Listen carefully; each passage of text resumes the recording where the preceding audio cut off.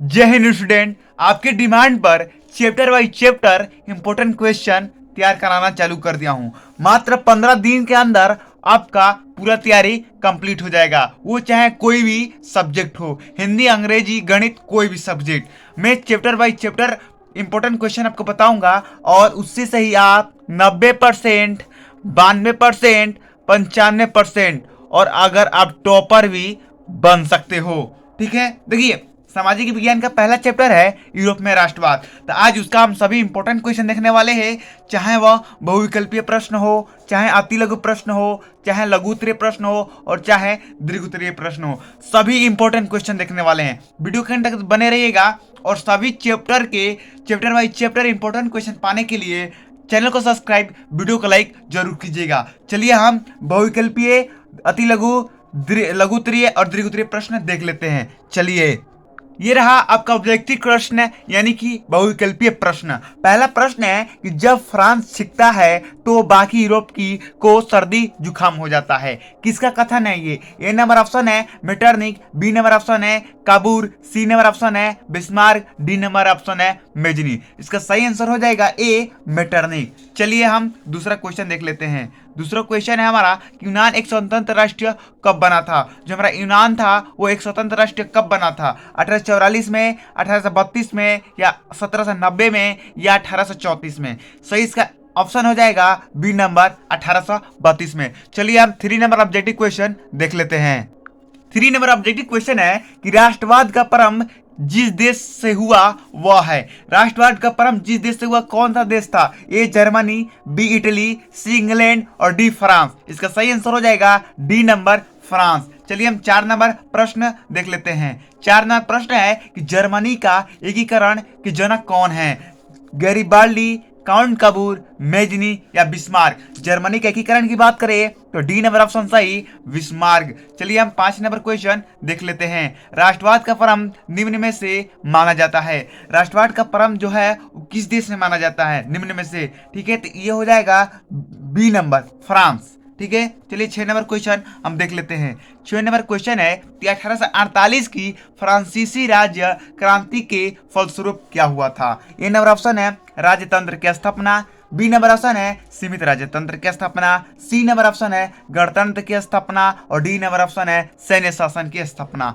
सही आंसर हो जाएगा सी नंबर गणतंत्र की स्थापना। चलिए हम 7 नंबर प्रश्न देख लेते हैं। 7 नंबर प्रश्न है कि इटली कब एक स्वतंत्र राज्य पूर्ण हुआ? देखिए, ए नंबर है 1871, सी नंबर है 1877 और बी नंबर 1805 और डी नंबर है 1839। सही ऑप्शन है इसका 1870। चलिए हम देख लेते हैं और ऑब्जेक्टिव क्वेश्चन जो इस चैप्टर के बहुत ही महत्वपूर्ण क्वेश्चन है। 8 नंबर ऑब्जेक्टिव क्वेश्चन है कि नेपोलियन का संबंध किस देश से था? A number Germany, B number Italy, C number France और डी नंबर इंग्लैंड। सही ऑप्शन हो जाएगा कि नेपोलियन का संबंधित सी नंबर फ्रांस से था। विन्यस संधि कब हुआ था? ए नंबर है 1815, बी नंबर है 1816 और सी नंबर है 1817 और डी नंबर 1832। इसका सही ऑप्शन हो जाएगा 1815। ए नंबर ऑप्शन क्या हो जाएगा? सही हो जाएगा, राइट हो जाएगा। 10 नंबर क्वेश्चन है कि नागरिक संहिता का उदय कब हुआ? बहुत ही वेरी इंपॉर्टेंट ये क्वेश्चन है, वेरी इंपॉर्टेंट।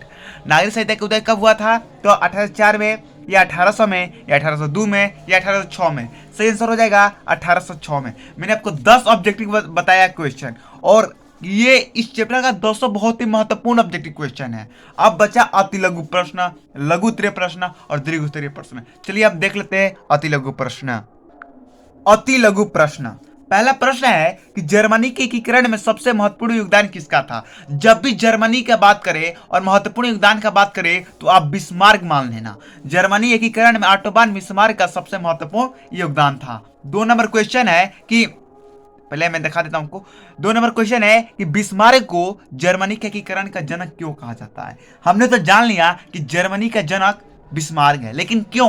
तो पहला है बिस्मार्क जर्मनी के एकीकरण के लिए रक्त और लौह नीति का प्रयोग किया। दूसरा, बिस्मार्क प्रासा का एकीकरण करने का प्रयास किया। बहुत ही सिंपल है, एक बार पढ़ोगे आपको याद हो जाएगा। चलिए हम 3 नंबर प्रश्न देख लेते हैं जो कि अति लघु के बहुत ही इंपॉर्टेंट क्वेश्चन है।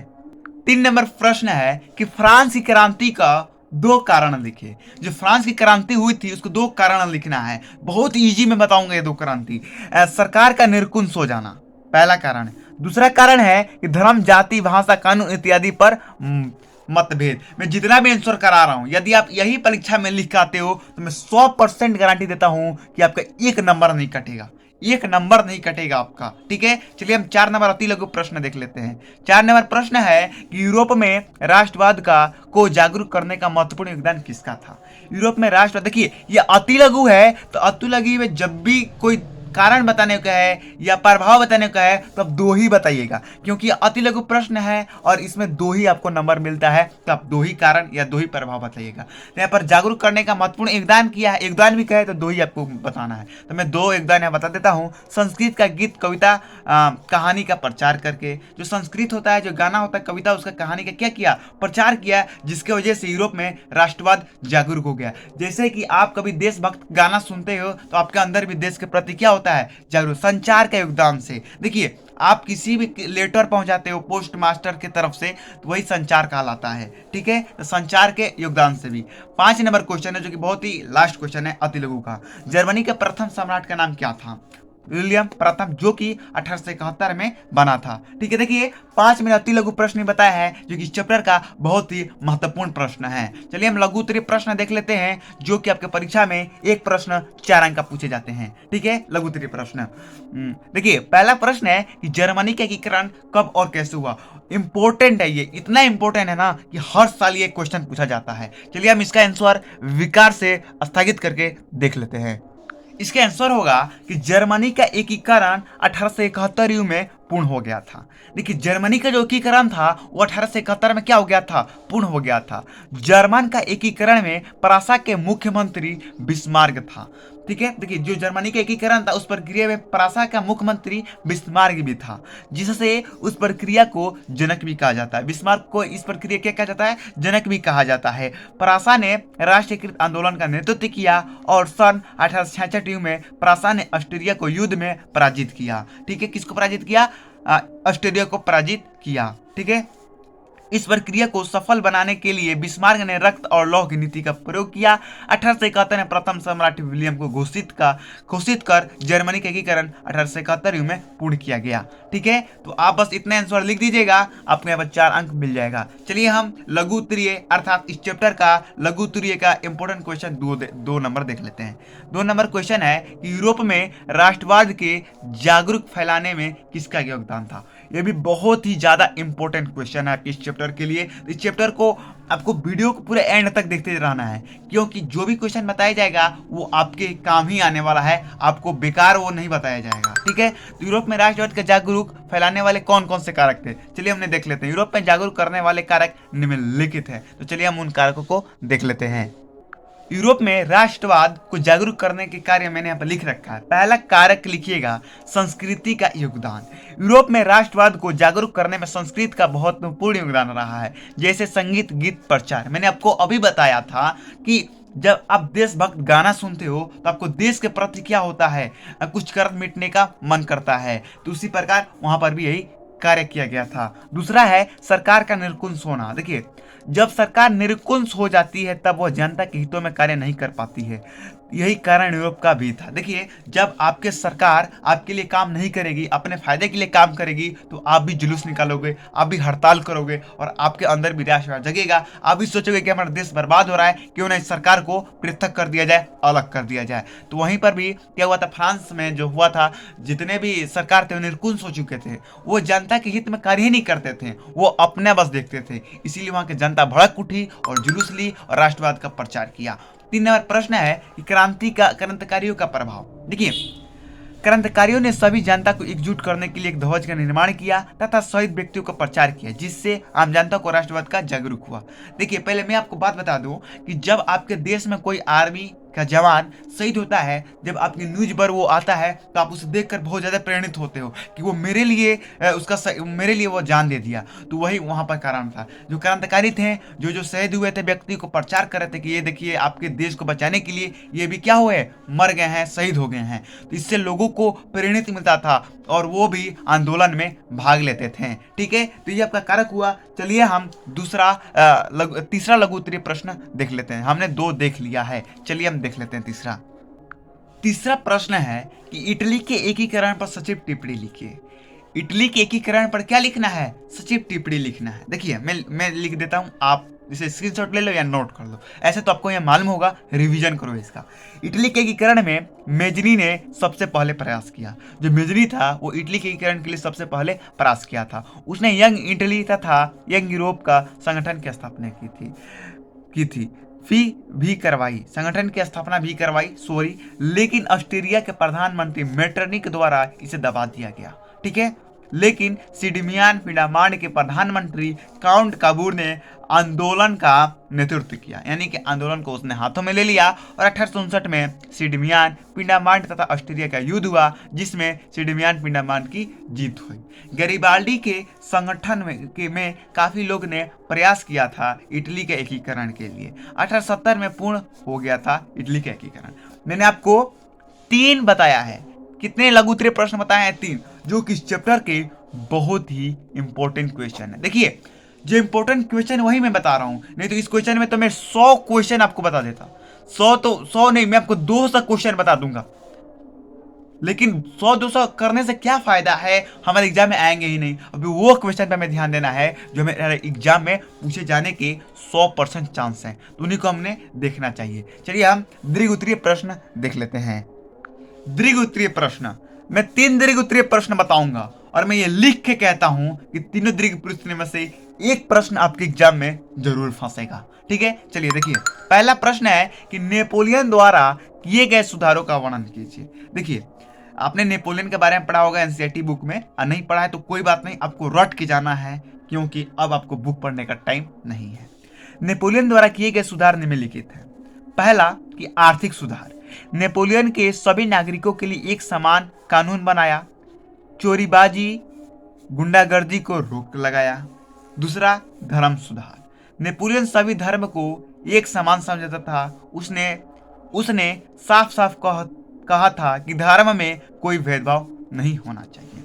सही बात है, धर्म को लेकर कभी भी भेदभाव हमारे भी कंट्री में नहीं होना चाहिए। ठीक है, आगे देखिए तीसरा बनेगा शिक्षा सुधार, नेपोलियन शिक्षा को सर्वश्रेष्ठ समझता था, इसी कारण उसने कई विद्यालयों की स्थापना करवाई जिसमें उच्च वर्ग, मध्य वर्ग, सभी वर्ग के लोग भाग ले सके, अर्थात सभी गरीब अमीर सभी के लड़के बच्चे पढ़ सकें। चलिए हम और इसका कुछ है सुधार वो भी देख लेते हैं। यहाँ पर कुछ और सुधार है, जैसे कि यहाँ पर है सार्वजनिक सुधार। देखिए सार्वजनिक सुधार में नेपोलियन ने बेरोजगारी दूर की, 229 सड़कों का निर्माण किया। 5 बस लिखिए, काम हो जाएगा आपका। शासन संबंधित सुधार, नेपोलियन संबंधित सुधार में महत्वपूर्ण कार्य सिद्धांतों पर कार्य करता था। जो नेपोलियन का शासन था वो कार्य पर निर्भर था, वो कार्य ही करता था और शासन करता था। ठीक है, अब तो ऐसे सरकार है जो सिर्फ हमारे भारत में ही है, जो नाम कमा रहे हैं लेकिन कुछ कार्य कर नहीं रहे हैं। ठीक है, आगे देखिए दूसरा है विनय कांग्रेस सम्मेलन क्या था, या इसको 2 तरीके से पूछा जा सकता है। विनय संधि क्या थी, इसके प्रमुख उद्देश्य और व्यवस्थाओं का वर्णन करें। ये बहुत ही ज्यादा इंपॉर्टेंट क्वेश्चन है क्योंकि ये आपके 2020 में ये क्वेश्चन पूछा जा चुका है। ठीक है, चलिए इसका आंसर अब मैं आपको बता देता हूँ कि इसका आंसर क्या होगा। पहले मैं आपको पूरा दिखा देता हूँ। यहाँ पर इसका आंसर होगा कि यूरोप में महाशक्तियों ने जैसे प्रासा, रूस और ऑस्ट्रेलिया मिलकर नेपोलियन को हराया। यूरोप ने विनिया में एक समझौता किया जिसे विनय संधि कहा गया। इसे विनय संधि किसे कहेगा पहले मैं आपको समझा देता हूँ। देखिए यूरोप के जितने भी महाशक्ति देश थे वो नेपोलियन को हरा दिए और उन्होंने यूरोप में विनिया एक जगह का नाम है, वहां पर उन्होंने एक समझौता किया। ठीक है, उसी समझौता को विनय संधि कहा गया। इससे वह सभी बदलाव करने थे जो नेपोलियन ने किया था।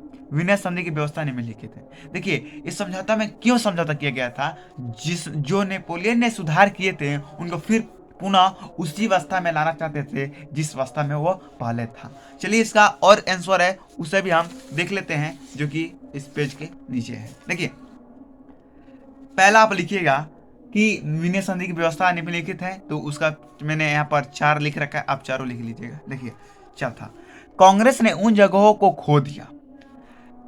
कांग्रेस, अरे यार फ्रांस ने, दिल से सॉरी, क्योंकि मेरा अभी थोड़ा दिमाग बहुत ज़्यादा उल्टा हो गया है, क्योंकि हमारे आप जानते हैं यूपी में चुनाव चल रहा है, तो बहुत ज़्यादा कांग्रेस भाजपा हो रहा है, तो उसके लिए दिल से सॉरी।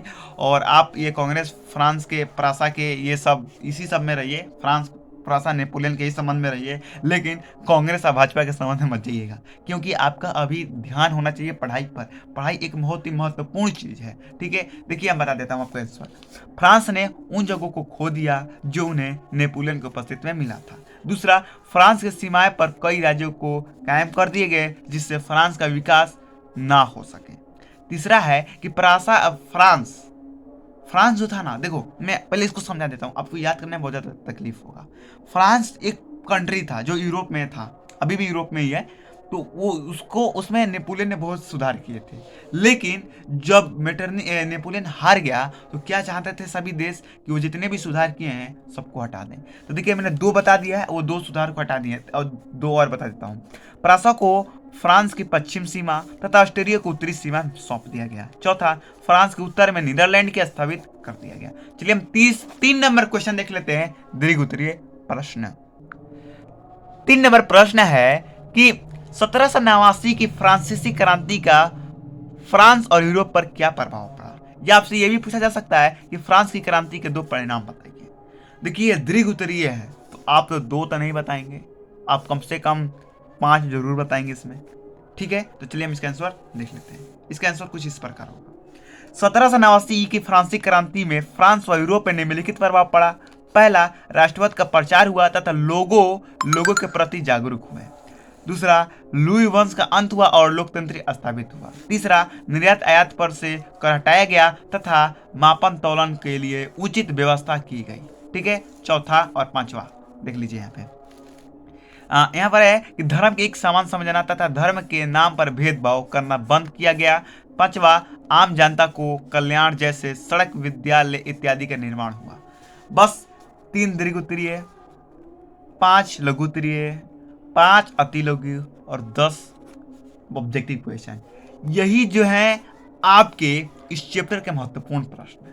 तो वीडियो को लाइक जरूर कीजिएगा और चैनल को सब्सक्राइब जरूर कीजिएगा, क्योंकि अगला चैप्टर है हमारा भारत में राष्ट्रवाद, जिसे हम आज शाम को ही देखने वाले हैं। आज शाम को इसका वीडियो अपलोड हो जाएगा। मात्र 15 दिन में आपका परीक्षा की तैयारी हम कराने का संकल्प लेते हैं। जय हिंद, जय भारत।